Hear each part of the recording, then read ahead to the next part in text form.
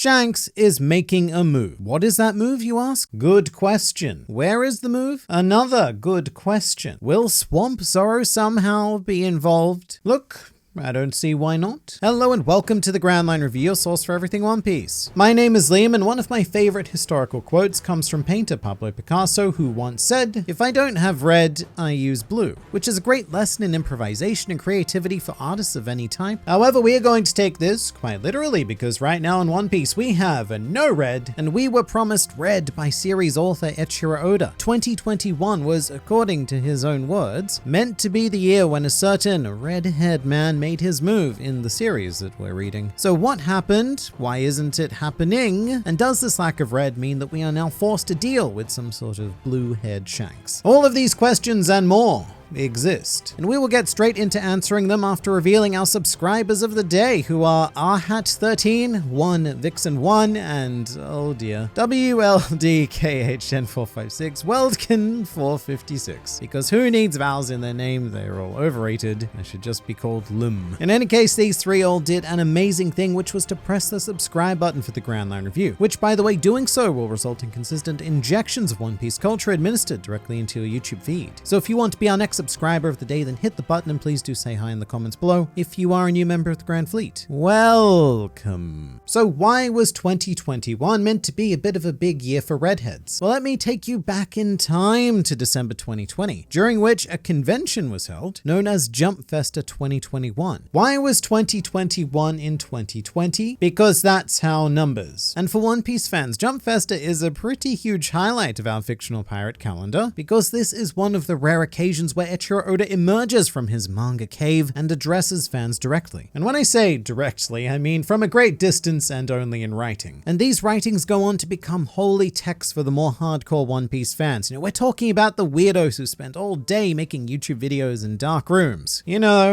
Those guys. But these are so revered because Oda teases and sometimes outright gives away what is going to happen in the series in the following year. And in the case of Jump Festa 2021, there was something pretty massive in Oda's message. As for new information on the contents of the manga, I wonder if that guy is steadily going to be on the move. The red-haired man. The story is still blasting forward towards the end. Please take your time and enjoy the next year. And Oda's being a bit sneaky about it by teasing our Will of D's. And this is what I would call a Gwen Stefani situation, because there is no doubt that Oda is referring to Shanks, and that at least one point he had plans to include Shanks in some 2021 material. And this is problematic because we are rapidly running out of 2021 to find somewhere to stick him. At the time of this recording, which is different from the time of this video's release, potentially by a couple of weeks, I don't know, it honestly depends how on the ball we are. But as of right now, we can comfortably estimate that there are 7 or 8 chapters left to be published in 2021. And when it comes to 7 and 8, you'll notice that neither are particularly big numbers. Although I suppose it depends what you're talking about. I mean, 7 Marine Admirals hunting you down, that's a pretty big number of admirals. But then again, you could also have 7 Simons, and that would be practically meaningless. It would be like having 0 anythings, except they take up a lot more space than nothing. But without giving away current manga spoilers, we are in a very interesting spot right now. One that does not necessarily allow a lot of flexibility for characters like Shanks to show up and do things at least not anytime soon. Now, I could be wrong, and if I am, you have my full permission to come back to this video later and go, lol, this didn't age well, lol. But I don't think it's looking too good for Shanks appearing in the manga in 2021. With that said though, the first half of 2022, now that's a time that seems very promising, because Oda doesn't knowingly lie in his messages, and what's more than likely happened is a simple case of mistiming. One of many cases involving Oda misjudging his ambitions. In fact, we have so many cases that we should just start selling them for iPhones. And one of the better examples of this comes from Jump Festa 2017, which, just as a reminder, was held in 2016 because that's how numbers. In his 2016/17 message, Oda stated the following: "But please believe in the Straw Hat Pirates. This is where shonen manga comes in. Next year we are planning to go from Whole Cake Island to Levely to Wano Country with turbulent developments." So Oda stated that the Straw Hats would be in Wano at some some stage during 2017. And there's just one tiny, slightly problem-y thing here, which is that the Wano arc didn't actually begin until July 2018, which is pretty funny because Oda actually references the Jump Festa 2018, and I'm paraphrasing a bit here, but he effectively said, look guys, I know I said we'd be in Wano by this year.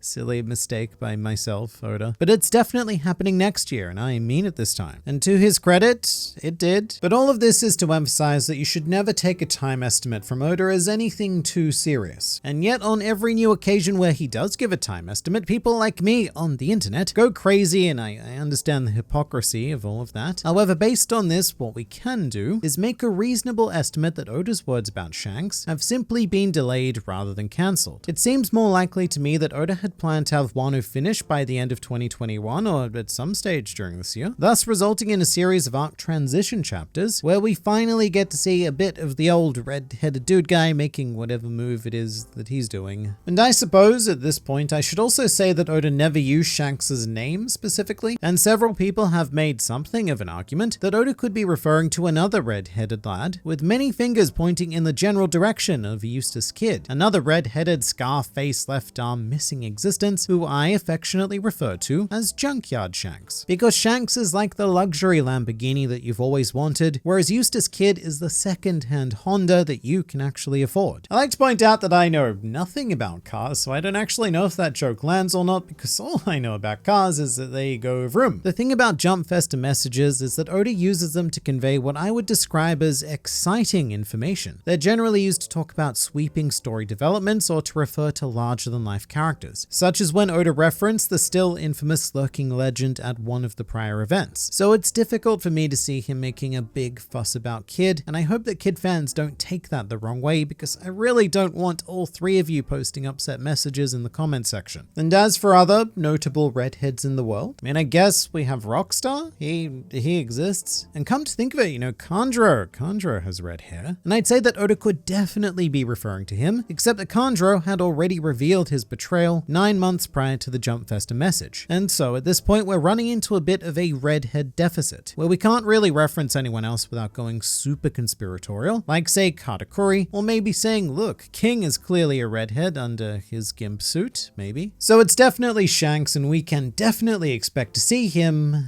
next year. But what will he be doing? Shanks is in quite the fascinating spot right now, because for the first time in the One Piece, the world is rapidly changing around him. And the sort of change that is happening on our current landscape makes Whitebeard's death look like getting a new set of bed sheets. It's nice and it does feel different, but life is still pretty much the same. Whereas what's going on right now in One Piece is like our entire home crumbling down around us. The world government has abolished the warlord system and effectively declared war against our warlords, which is rather ironic. It's almost as if the world government were the true bad guys all along. Something to think about. Furthermore, on Wano, we have a situation of grand destabilization incoming via removing 2 of the 4 emperors from their emperorhood. Then elsewhere, Blackbeard is doing something very, very sneaky, and the Revolutionary Army are also gearing up for action. So every major power in this world is being shaken up and is on a trajectory to collide with one another, which puts Shanks in an awkward spot. Because magnificent as he is, Shanks cannot be in 2 places at once. Actually, that's not true. Shanks can be in 2 places at once. For example, he can be in the New World whilst his arm is still in East Blue. But generally, the less fragmented Shanks is, the better. So whatever his move is, he needs to make a choice as to which situation requires his attention the most. And I think we have a fairly straightforward conclusion in that regard, because Shanks' attention has always been fixated on one particularly hairy-chested man by the name of Blackbeard. Question, actually, why wasn't Shanks involved in the Payback War? As someone who seems super concerned with Blackbeard, it might have been a good idea to align with the Whitebeard pirates and just smack that pungent, toothless sack back into the void where he belongs. But I suppose doing so would have opened Shanks up to attack from the other emperors, which is the great balancing act of the whole emperor system. But with the entire world being shaken up, it would seem like Shanks only has a handful of options. The first of which is to stay home, have a drink, and wait for this whole global war to just calm down and settle battle itself, which seems somewhat unlikely. So if Shanks was to choose a battlefront, the question becomes, which would it be? Will he take a stance against the aggression of the world government? Will he decide to finally attempt to quell the threat of Blackbeard? Or will he even decide to make a move towards Wano? The third option isn't the most outrageous idea in the world, because Shanks does have a connection to the Kozuki clan, and is, I guess, somewhat of a vested interest in the people of Wano through Odin, as well as the cat and the dog. But then again, both Shanks and Whitebeard have left Wano to rot for the last 20 years now, so it does feel less likely that he's going to go, yeah, now is the time to do a thing. And given how willing he was to meet with the Five Elder Stars concerning a certain pirate, we can also probably take that as a sign that his attention is not geared towards countering the actions of the world government, thus leaving us with Blackbeard. Although the interesting thing is that any move in the sort of Blackbeardly direction could also involve the Marines, because the last we heard of Blackbeard was in chapter 956, where he commanded his crew to set sail with the following quote: "Pack your bags, onto the ship. If the Navy's only going to take it, I might as well claim the prize." So Blackbeard is clearly very happy to get into a battle with the Marines, which could make things quite messy. Then again, quite messy, that's just Blackbeard's general state of being. Whether it's plotting and scheming or simply just cramming his gob full of cherry pie, Blackbeard does not operate with any form of cleanliness. In fact, he also effectively declared war against the Revolutionary Army by attacking Baltigo for reasons that still have yet to be revealed. So Blackbeard really has done a phenomenal job of making an enemy of every faction in this world. So much so that he could probably host his own TED Talk on how to be a complete and utter glass of butt juice. But that also makes things tricky for Shanks. Being more of a smooth political player, Shanks can't just Luffy his way into a fight with so many competing factions. So there's a lot of question marks here to navigate. And whenever I have a question, I turn to you, the wisdom of the Grand Fleet. So I've asked you all what Shanks is doing, and we have chosen an answer at random. And until further notice, this is the answer that we will be incorporating into our various headcanons. So currently, Shanks is fantasizing about Mihawk's giant sword. So there you go. Apparently this whole video, unlike Shanks's fantasies, was pointless, because Shanks is just kicking back and indulging in some classic Will of D. So let's give him some alone time and quickly click to this next video, which is also about One Piece, because there's always more to learn, explore, and experience with this wonderful series. So I look forward to seeing you there.